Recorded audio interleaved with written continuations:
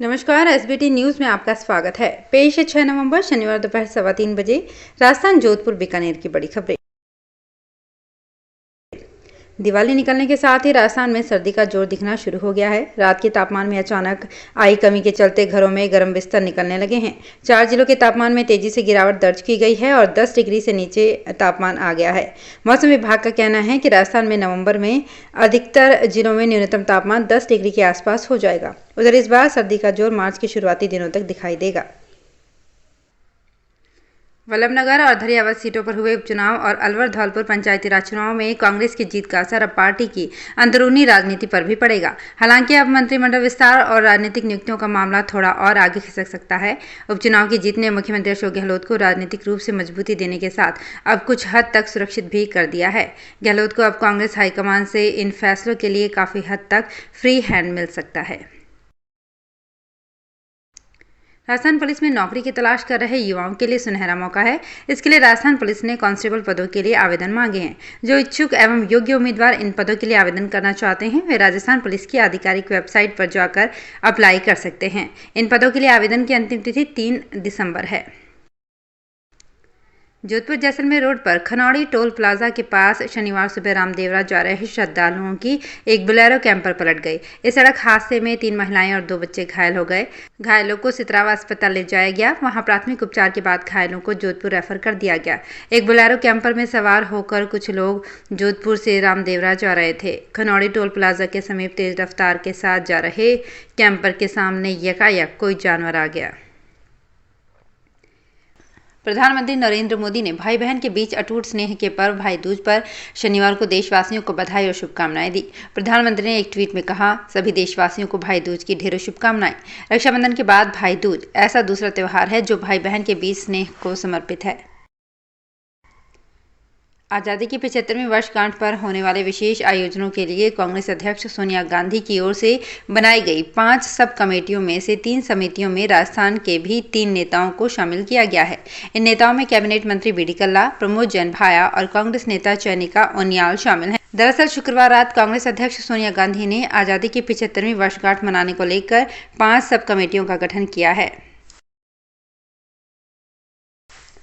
5 दिवसीय दीपोत्सव का समापन कार्तिक मास के शुक्ल पक्ष की यम द्वितीया को भाई दूज पर्व से हुआ। विवाहित बहनों ने भाइयों को घर आमंत्रित कर हाथों से भोजन खिलाने की परंपरा का निर्वहन किया। बहनों ने अपने भाइयों की कलाई पर रक्षा सूत्र बांधकर उनके दीर्घायु और स्वस्थता की कामना की। भाइयों ने भी बहनों को भेंट स्वरूप गिफ्ट, नकदी आदि दिए और जिंदगी भर उनकी रक्षा करने का वचन दिया। दीपावली के बाद सर्द हवाओं ने बीकानेर शहर को अपनी गिरफ्त में लेना शुरू कर दिया है। पिछले 24 घंटे में अधिकतम तापमान में जहां आंशिक बढ़ोतरी हुई है, वहीं न्यूनतम तापमान में कोई अंतर नहीं आया। ऐसे में रात का पारा 17 डिग्री सेल्सियस ही रहा, जबकि दिन का पारा 31.7 डिग्री सेल्सियस तक पहुंच गया, जो एक दिन पहले तक 31.2 डिग्री सेल्सियस था। अगले कुछ दिन में बीकानेर में तापमान में अंतर आने की उम्मीद की जा रही है। 12 नवंबर के बाद न्यूनतम तापमान में कमी आ सकती है। जोधपुर में दीपावली व रामा शामा के मौके पर शहर में विभिन्न स्थानों पर आग लगी। जोधपुर शहर में करीब 2.5 दर्जन स्थानों पर आग लगी। इसमें बीजेएस क्षेत्र में टेंट के गोदाम में बड़ी आग लगी। करीब 2.5 घंटे में 3 दमकलों ने 7 से 8 चक्कर निकाले। इस आग को बुझाने के दौरान एक फायरमैन का हाथ जल गया। इसके अलावा शहर में कई स्थानों पर झाड़ियों में आग लगी। हालांकि किसी भी घटना में कोई जनहानि नहीं हुई है।